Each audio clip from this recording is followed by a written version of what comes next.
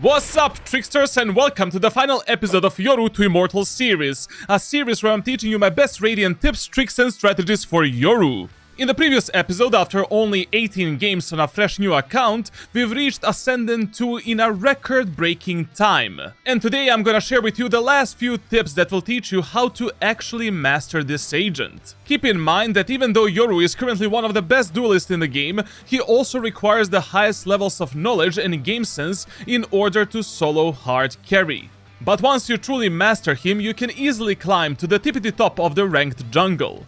If you have any questions about Yoru, feel free to ask me down in the comments, and I highly recommend you to join my Discord server for professional Valorant coaching, because there you can also get the access to the Yoru ranked playbook, which is gonna help you a lot to unlock his full potential. Other than that, let me showcase you why Yoru is an S-tier agent in Valorant, and let's see with what win rate we're going to end in this epic journey. The first match we are starting on Haven. We exchanged a few numbers with enemy team and baited out Killjoy's ultimate. Since she used her ultimate before we even planted the spike, we decided to simply avoid it and rotate on A site. During these rotations, your main priority is keeping up with the pacing of your teammates and making sure that we properly clear every single angle. That's why here I went through T-spawn just to make sure that none of the enemies are somehow in this area, because Brimstone and Phoenix could have easily used their utility to pass our turret for the flank. Now, because of this detour, I heard enemy Killjoy making footsteps behind us and decided to deal with that threat. Maybe long someone, be careful, Killjoy. But before we deal with this Killjoy, let me teach you how you can deal with lag and in-game stuttering with the help from LagoFast. This software allows you to automatically optimize your PC and internet connection in order to have the absolutely best performance for Valorant. But they also support more than 2000 games with many optimized servers around the world. Simply select the game that you're playing and find the most optimal route for your internet. Also, with the FPS boost features, you can optimize your CPU and GPU for the best in-game performance. There are also some other cool features such as custom crosshairs, which you cannot make directly in Valorant. So if you have high ping, packet loss, or you are experiencing some in-game stuttering, LagoFast might be the right solution for you. All you need to do is click on the top link in the description, download the software and install it. You can create a free account and get 24 hours free trial to test it out. And if you decide to subscribe to LagoFast, you can use my coupon code COACH to get 30% discount.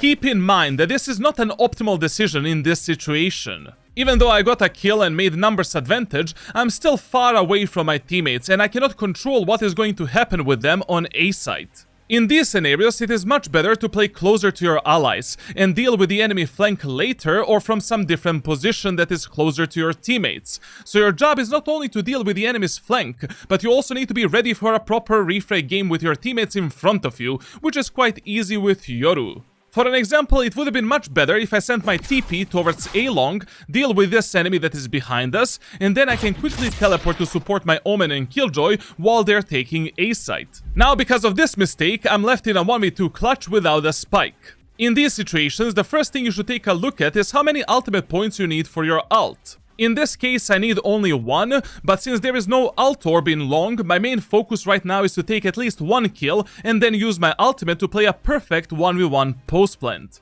Here I'm also using my teleport and flash to keep my location a secret and to make enemies think that I'm coming from A long. One enemy remaining. Here you can see the smirk on my face because I knew what is going to happen. During this ultimate, I've used my teleport towards A site. Phoenix saw this teleport, which was my intention, and he thought that I'm going to fake my plant on C and then teleport back to A. But since I knew that he is definitely camping my teleport, this play allowed me to prepare a perfect 1v1 post-plant setup on C site. Now he needs to waste a lot of time in order to clear every position, because I can literally be anywhere, but I'm simply playing from C long and I'm isolating angles in a smart way where he cannot backstab me. Remember, my friends, that with Yoru, you need to always think from the enemy's perspective and ask yourself what would you do if you were in their position. You need to think fast and there cannot be any lag in your decision making. Now, moving into next round, we made a similar mistake. The callout was simply to plant the spike and to play the post plant from C long with our Killjoy's ultimate, but in ranked SoloQ you should never tunnel vision onto the initial callouts. You need to consistently pay attention on the minimap and adapt to whatever your teammates or enemies are doing at that moment of time. If you have duelists that love to overextend for no reason, you need to support them and position yourself in a way where you can easily refrag them in order to play a proper trading game. Just keep in mind that usually your initial plan in ranked environment is not going to pan out exactly how you imagined, so always keep your eyes on the minimap and be ready to adapt yourself. You have flash top. Last player standing. One enemy remaining. Cutting through. Fake teleport.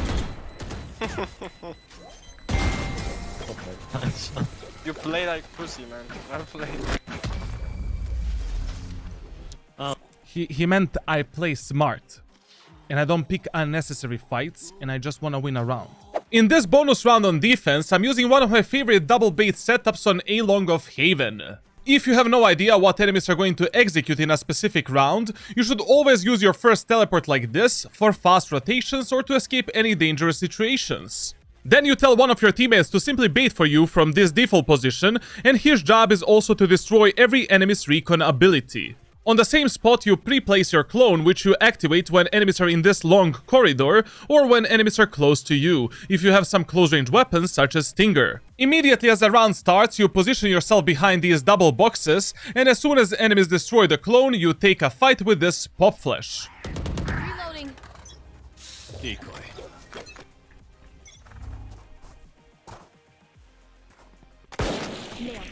Kill.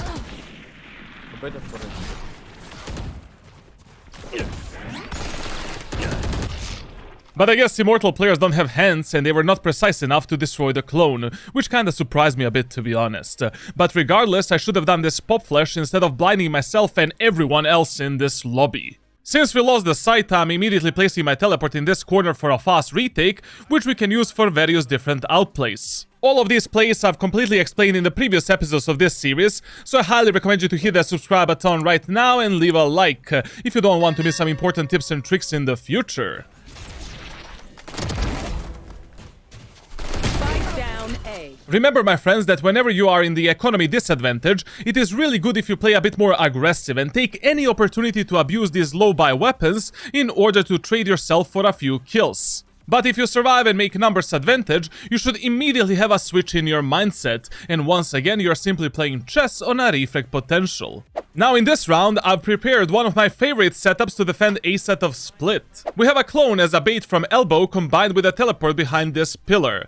With this setup you want to start a bit closer to A main and get a first contact with enemies from some kind of a position like this. Once you get the initial contact, you should usually reposition either behind the screens or somewhere around the elbow. We can use flash and clone to make enemies think that you are the one peeking them from elbow, they will be fully blinded, and then we can pick some easy fights. When enemies are close to you or on the site, you can send your second flash towards the teleport and activate the fake teleport before the flash explodes. With this setup you can also play from rafters or behind screens and perform various different outplays. But keep in mind, when you're playing around this specific setup, you need to have a second TP that we can use to escape any dangerous situations or to avoid any unnecessary fights. All of this doesn't matter at all in this round, because enemies actually push through mid. Since enemy Cypher revealed that A set is clear, I'm waiting for his ultimate to tick for the second time before I try to cut off their rotation and to surprise them with my teleport on the site. Revive. One enemy remaining. Cutting through. Spike down A. Enemy spotted. Please, man. My ult's ready. Let's go! Nice. It's a good look for you. Sure, bro. Please. Now in the next round, it is time for the Radiant Clutch Minister. Whenever you need to push through smokes and you have no idea what is happening behind them, most of the times you should send your clone first as a recon tool. Come here.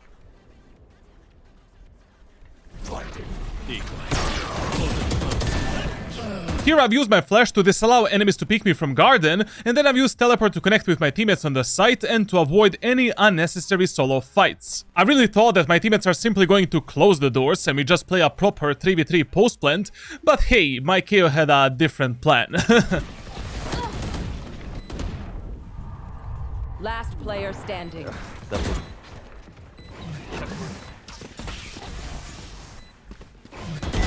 Die. I'll handle this. I'm back. One enemy remaining. Three. Cutting through. Yeah.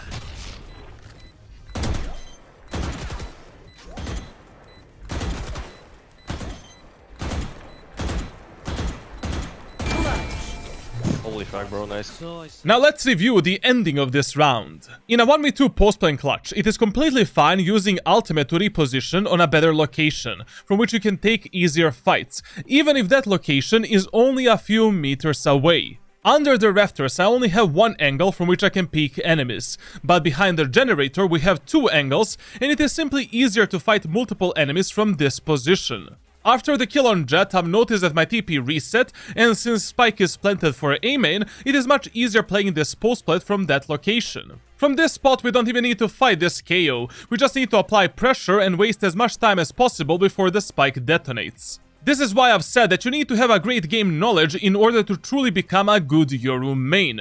You need to understand your win conditions and how to create fights that work in your favor. If I just took this 1v2 fight below the rafters, Jett can simply defuse the spike while KO is holding me back on this position, or they can simply double peek me together since there is only one angle from which I can engage them. But because of my reposition, enemy Jett didn't know what to expect. She stopped defusing the spike, and on this location, it's easier to jiggle peek enemies and to separate them into some solo fights. The moral of the story is, think Mark, think.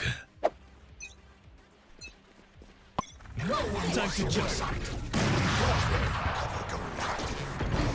I got One lane. One stairs, one lane.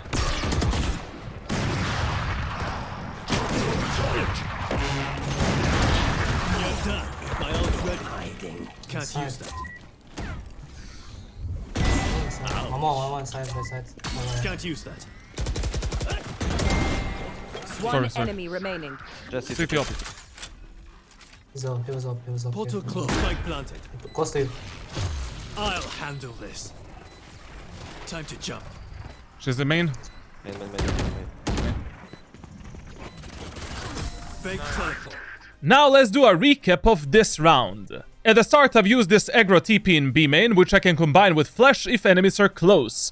This setup you can use in any main area of the map to pressure enemies back and maybe get some free kills. Then I've used my clone as a bait before I swing out from this smoke. If enemies didn't destroy the clone, they would be under the pressure that someone is pushing them from the stairs. After the Sova kill, enemy Cypher was stuck alone on the site, and my idea was to fight enemies in CT before we deal with this Cypher. But since my teammate activated one of his tripwires and he was spamming him, I've used that moment of time to go for a refrag. Then at the end, the main idea was to use my ultimate as a distraction so that my Omen can take an easy kill on this Jett. Also, I've used my teleport in the boathouse as a potential bait if the enemy Jett gets on the site. She taps the spike, we use the fake teleport, she turns around, we peek from the speedway, and voila, the round is over. Now, this is one of my favorite flash lineups and executes for A site of Ascente. You send your teleport with this lineup towards the backside right here. Then you tuck yourself into this box and with your crosshair aim for this corner on top of the A main wall. Once your teammates are ready to go in, jump throw your flash and you will blind enemies on almost every position. Then you can either teleport in together with your team or use your teleport as a bait if you think that enemies maybe saw it or they are maybe camping from it on the backside. What? Spike down A. Heaven. One enemy remaining. Keep in mind that most of the time when Spike is planted in front of the generator, you should send one of your teleports in A main for an easier post plant if the round goes south. Last player standing. Now whenever you're retaking C set of Haven, use this spam lineup in order to clear backside, because a lot of players get stuck in this position during post plants. You're not always going to kill them, but it is worth a try if there is nothing better for you to do at that moment.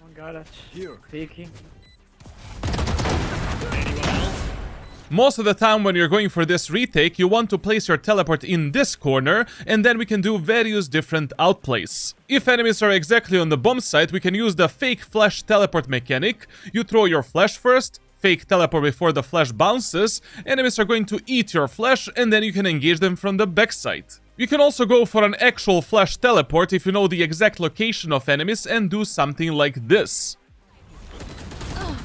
He box. One enemy Red box, remaining. box, No, box, I box. forgot. Take the op. On bench. I take. I mean, locks. Yes, sir. Now remember that you don't always need to be a playmaker when you're defending bomb sets alone, because sometimes it is simply impossible since there's a lot of utility in this game. The worst thing that you can do in Valorant is forcing some 50-50 fights that don't work in your favor. You die alone, and then not only did enemies get a site control, but also the numbers advantage as well. So if your whole team is alive, sometimes it is simply better to stall enemies' execute, make them waste as much utility as possible, stay alive, and then go for a retake together with your teammates. This is especially important when you don't see an opportunity to outplay enemies or to fight them on your own terms. Also, a lot of the times you can simply capitalize on enemy mistakes and undisciplined plays, such as this one. Teleport. Plenty on B. Spike planted. Die.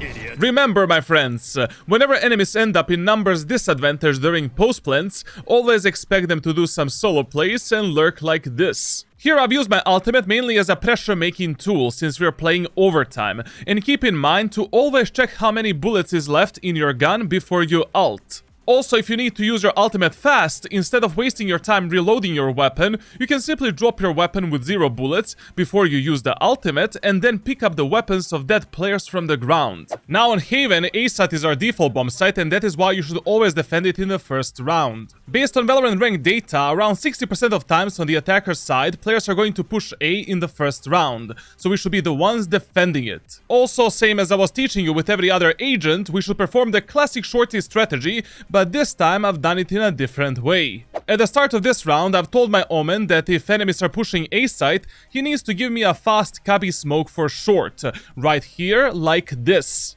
Then around 3 seconds before the round starts, I'm using my teleport into CT for a fast rotation, and I'm playing with Classic and Shorty in this corner to outplay enemies around the smoke. Well, enemies A. Decoy. No, I'll fight. I'll fight. Reloading. Side.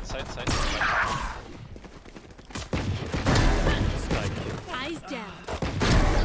Even though his smoke was not fast enough and it was not exactly what I asked him to do, Shorty is a magnifique weapon to take some free kills in the first round. Also, this is why adaptiveness is such an important skill set in Valorant. It is very important that you develop your situational awareness and that you understand what is good and what is bad in this game. Classic pistol Shorty strategy in the first round. And always play the A site in the first round on Haven. That is your default site. But just listen to my advice. Just get a ranked playbook, bro, on my Discord server. Now, in Valorant Ranked, you don't need to be an IGL on a level of Boaster. You don't need to have some super complicated big brain strategies. As a matter of fact, it is better to have simple and effective strats that are easily understandable even for an Iron player, and that you simply adapt to different scenarios as the round is progressing. But you need to give to your teammates some ideas and some direction that they can follow in almost every round on attack. Even a callout such as "let's push something together as 5" is better rather than letting your teammates do whatever they want. Because a lot of the times they're simply going to die left and right, and then you will have to clutch some situations that even a Radiant player cannot clutch. A. I got the spike.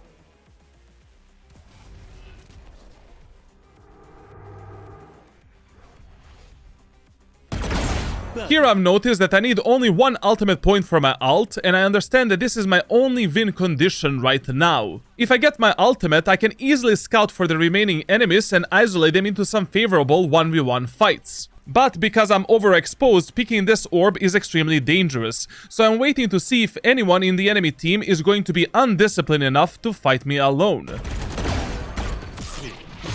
I'll handle this. 30 seconds left. Fake teleport. Out of charges. I'm back. 1 enemy remaining. 4. At the end of this round, the main problem was that I didn't use my utility to the full potential. Instead of scouting for the enemies on site, I should have used my teleport in A main and simply rotate onto C site to plant the spike. I would have had an enormous amount of time to prepare myself for that post plant and maybe even surprise enemies with some aggression in garage or CT with my flash. But once again, this is why with Yoru you need to have extremely high levels of game knowledge and awareness, and you need to spend at least 300 hours with this agent in order to truly understand all of these win conditions. Now it's time to jump. Spike down, C. Fake teleport.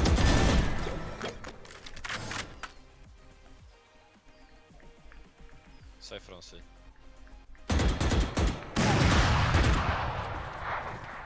Enemy spotted C. Grounded. I got the spike. Enemy spotted C. One enemy remaining. Omen with top in garage. I plant for you.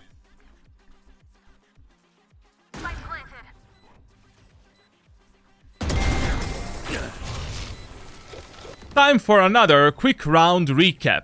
The whole team died left and right again because our communication was zero and we had no macro plans in this match. Skye was pushing behind us with her ultimate, I let her see my teleport and I waited for the perfect timing to peek and to distract her with my fake teleport. Then I didn't want to commit to this 50-50 fight with Omen because I knew that one enemy was aggressive in C long and I can simply fight him together with my jet. So whenever you can fight together with your teammates, do it. Then Cypher did this one-way cage, and players with this smoke usually play from plateau, so that is why I've crouched to see his legs and I was expecting his peek from that angle. And finally in this 2v1, it would have been a much better game decision to play with my jet, but since this enemy Omen was always lurking behind us this whole game, I was simply expecting it again. Even if my jet died alone on the site, Spike is planted for me and I still have 2 teleports and 2 flashes to outplay this Omen or to simply waste his time so he cannot defuse the spike. Last player standing. Don't miss. Now here's one very important game knowledge tip. Whenever you see that an enemy is randomly spamming you, he is probably baiting for one of his teammates that is either behind you or that is engaging you close. So be ready for that fight.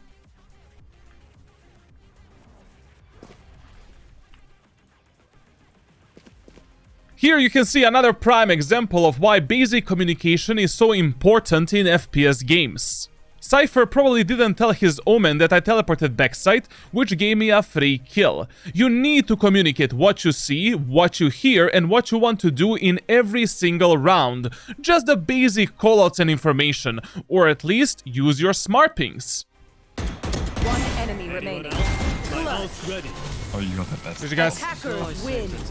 Now, during eco and halbye rounds on attacker side of split, usually the best idea is to search for some kills in the mid area, because it is extremely easy to abuse close-range weapons such as Shorty, Bucky and Stinger, especially with movement agents such as Yoru. Just make sure that your controller gives you at least one smoke for either Vents or Mail, pre-assuming that you have a controller in an Immortal lobby. Ouch. Last player standing. Mile 1 HP. Killed their sight cutting through. Fake One teleport. enemy remaining.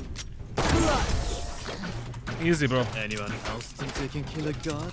Here I've used this teleport for A-main just to have it as a distraction if enemies are engaging my jet on the site, since one of our teammates died in short and I have to guard that position. But also we can use this teleport for some potential outplays.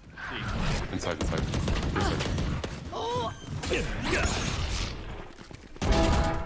Spike planted. Gen 1. On the level. I'll handle this. One on the One level. is Here. Gen, One Gen. one is the short, 1-3. under heaven.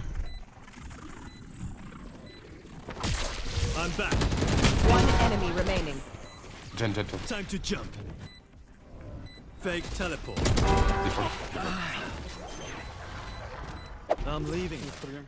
See you at the next. Finally, bro, man, finally. This is another proof, ladies and gents, that the team compositions don't matter until Immortal 3. You can literally win a match with anything, because players are dumb anyways. Okay. This is, my friends, the end of our Yoru to Immortal journey, and here are some tracker stats of this account. From Unranked to Immortal, we needed 47 games, where a majority of these games were played in Ascendant 2 and 3. High Ascendant and Low Immortal is truly the elo hell of Valorant, because players have huge egos and toxicity levels are at an all-time high. There's a lot of boosted players, bot accounts, and people that are simply stuck in these lobbies for an eternity, and they kinda give up on their improvement. If you're stuck in this elo, you really need to develop your game knowledge, decision making, and proper ranked team play on much higher levels. Essentially, this is a babysitting elo where you need to understand how to counter enemies and how to silently support your teammates while correcting every single mistake that they make. Now, when it comes to Yoru, he is definitely one of the top 5 agents for grinding ranks in Valorant, but you need to spend at least 300 hours with this agent in order to truly master him. He is simply an agent that relies on good game knowledge, situational awareness, and you need to understand every win condition. You just need to have a few lineups here and there on each map, and everything else is just pure adaptiveness. So maybe he is not the best pick for beginners and players that are in low elo, but for players that are Ascendant and above, he is definitely a very strong agent to main. Now remember that on my Discord server you can get the Yoru ranked playbook that is going to fully teach you how to master him. Also tell me down in the comments which agent we should do next in this series. Thank you for the support, and I'll see you, my dear tricksters, in some future guides for your fast improvement. Cut, baby!